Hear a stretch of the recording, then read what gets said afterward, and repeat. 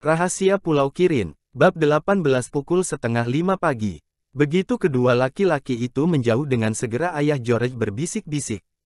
Percuma, katanya, aku akan terpaksa menyerahkan buku catatanku pada mereka. Aku tak bisa mengambil risiko bahwa kau mungkin akan tertimbun di sini, George. Aku sendiri tak peduli, karena orang-orang seperti aku harus bersedia menanggung resiko seumur hidup. Tapi sekarang keadaannya lain karena kau ada di sini. Buku catatan itu tak ada padaku, ayah, bisik George. Tadi kubenkan pada Timmy. Aku tadi berhasil menggeser batu besar yang menutupi mulut gua tempatnya dikurung, walau mereka mengira aku takkan mungkin mampu. Buku itu kuberikan pada Timmy. Ia kusuruh bersembunyi sampai aku datang lagi menjemputnya. Bagus George, puji ayahnya. Nah, apabila Timmy sekarang kau bawa ke sini mungkin ia akan bisa menyergap kedua laki-laki itu sebelum mereka sadar bahwa ia sudah bebas. Timmy mampu mengalahkan kedua laki-laki itu sekaligus. Oh ya, kata George, itulah satu-satunya kemungkinan bagi kita. Kujemput saja dia sekarang juga. Aku akan masuk sedikit ke lorong itu lalu bersiul memanggilnya. Tapi, kenapa ayah sendiri selama ini tidak berusaha menyelamatkan Timmy? Aku tak mau meninggalkan buku catatanku, kata ayahnya.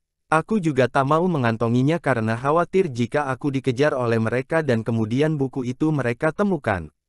Aku merasa tak sanggup meninggalkannya di sini, lalu pergi mencari Timmy. Aku tahu ia tidak apa-apa karena kulihat seorang dari mereka mengambil makanan anjing dari dalam tas. Sekarang pergilah George, panggil Timmy. Kedua laki-laki itu sebentar lagi mungkin akan datang lagi. George mengambil senternya, lalu masuk ke lorong yang menuju gua tempat Timmy tadi. George bersiul dengan nyaring lalu menunggu. Tapi Timmy tidak muncul. George bersiul sekali lagi, lalu melangkah lebih jauh masuk ke lorong. Namun Timmy tetap tidak muncul. Sekarang George berseru memanggil-manggil.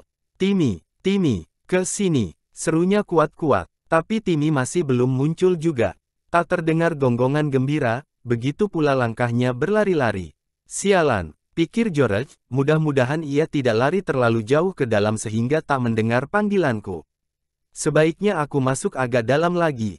George berjalan menyusur lorong melewati gua tempat Timmy dikurung sebelumnya tapi Timmy masih belum muncul.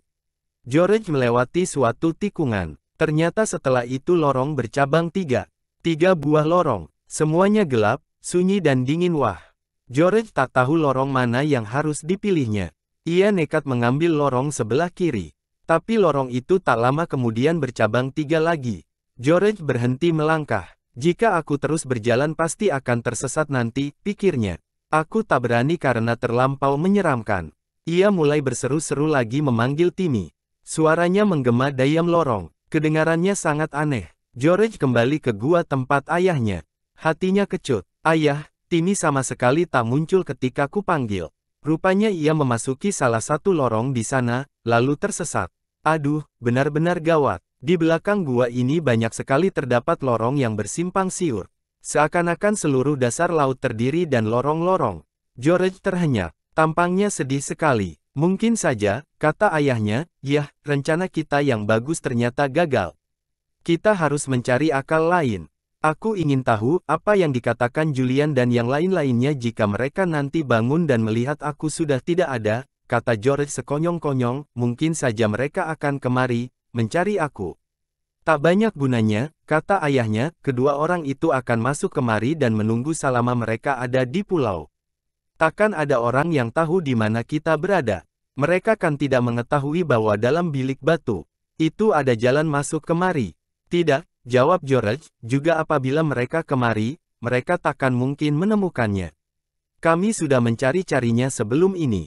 Dan itu berarti mereka akan ikut diledakkan bersama pulau. Wah, gawat, ayah. Sayang kita tidak tahu di mana Timmy sekarang, kata ayahnya. Atau kita bisa mengirim pesan pada Julian melarangnya datang ke sini. Pukul berapa sekarang? Astaga, sudah pukul 3:30 pagi. Kurasa Julian dan adik-adiknya sedang tidur nyenyak saat ini.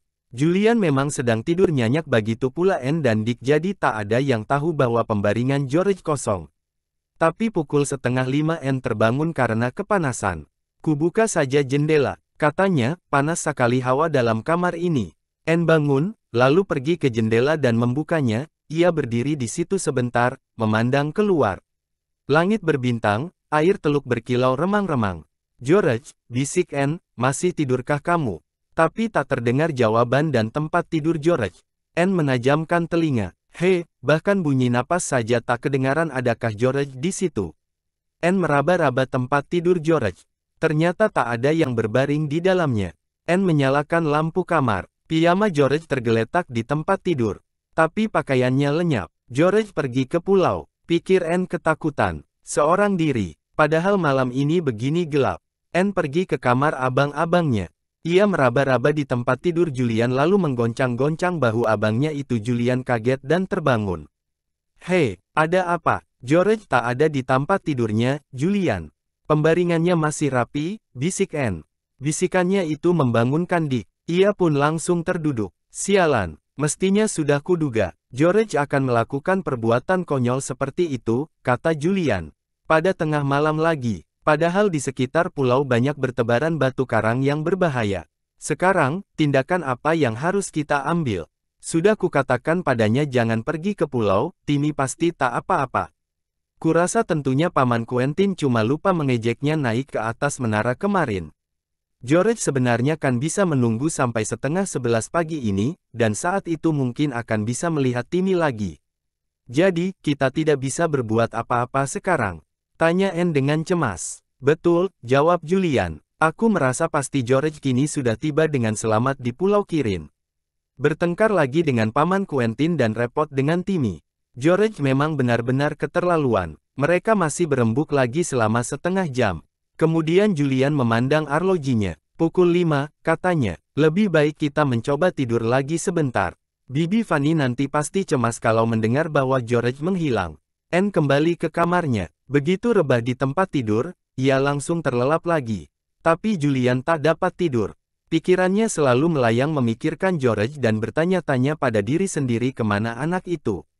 Kalau George kembali nanti akan diomelinya habis-habisan.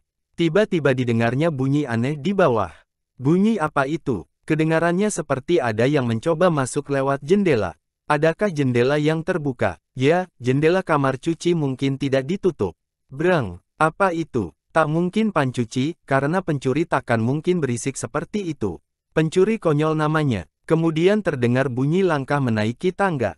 Pintu kamar Julian didorong dari luar sehingga terbuka sedikit. Julian ketakutan. Baru saja tangannya hendak menyalakan lampu, ketika dengan tiba-tiba ada barang berat menindih dadanya. Julian terpekik, menyebabkan Dick kaget dan terbangun. Ia menyalakan lampu. Saat itu barulah Julian melihat apa yang naik ke tempat tidurnya, Timmy. Timmy, bagaimana kau bisa kemari? Mana George? Betulkah ini kamu Tim? Timmy, Dick ikut tercengang, jadi rupanya George membawanya pulang. Jadi George juga ada di sini. Mendengar ribut-embut itu Anne terbangun. Lalu masuk ke kamar Julian dan Dick.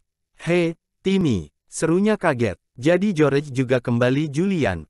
Kelihatannya tidak, kata Julian bingung. Apa yang dimoncongmu itu Tim? Ayo lepaskan. Manis, lepaskan, kataku. Timmy melepaskan benda yang digigitnya selama itu. Julian mengambilnya. Buku catatan, katanya, dengan tulisan tangan paman. Apa sebetulnya yang terjadi? Bagaimana Timmy memperoleh buku ini, dan bagaimana caranya ia kemari dengan buku ini? Benar-benar luar biasa. Tidak ada yang bisa menebak bagaimana caranya Timmy tiba-tiba muncul dengan sebuah buku catatan milik paman, sedang George tidak ikut. Benar-benar aneh, kata Julian. Ada sesuatu yang tidak bisa ku mengerti. Lebih baik kita bangunkan saja Bibi Fanny.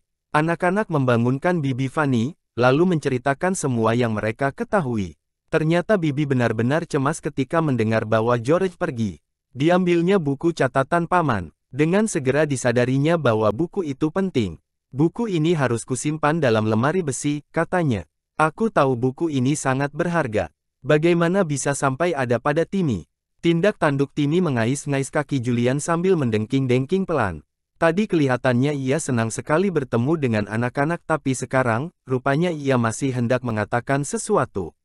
Ada apa, Tim? Tanya Dick. Bagaimana kau bisa sampai di sini? Kau tadi tidak berenang, karena bulumu tidak basah kalau naik perahu mestinya dengan George, padahal ia kau tinggal di pulau. Kalau menurut perasaanku pasti terjadi sesuatu dengan diri George, kata Anne sekonyong-konyong. Kurasa, Timmy menggaruk-garuk terus karena hendak mengajakmu mencari George. Mungkin ia kembali dengan perahu, tapi kemudian tertidur di pantai karena terlalu capek. Atau ada kejadian lain. Kita harus melihatnya. Kurasa benar juga katamu, kata Julian. Bibi Fanny, tolong sediakan minuman hangat. Siapa tahu George kedinginan dan terlalu capek. Kami akan memeriksa sekarang ke pantai. Sebentar lagi matahari terbit. Langit di timur sudah mulai terang. Kalau begitu cepatlah berpakaian, kata Bibi Fanny. Ia masih tetap cemas. Aduh, keluargaku memang keterlaluan, ada-ada saja yang terjadi dengan mereka. Julian dan kedua adiknya bergegas mengenakan pakaian. Timmy menunggu dengan sabar. Kemudian mereka pergi keluar rumah. Julian menuju ke pantai, tapi Timmy berhenti. Digaruk-garuknya Dick, lalu lari beberapa langkah ke arah yang berlawanan. Hei, rupanya ia bukan hendak mengajak kita ke pantai. Kita harus ke arah yang berlawanan. Kata Julian heran. Baiklah Tim, kau berjalan duluan, kami mengikuti dari belakang.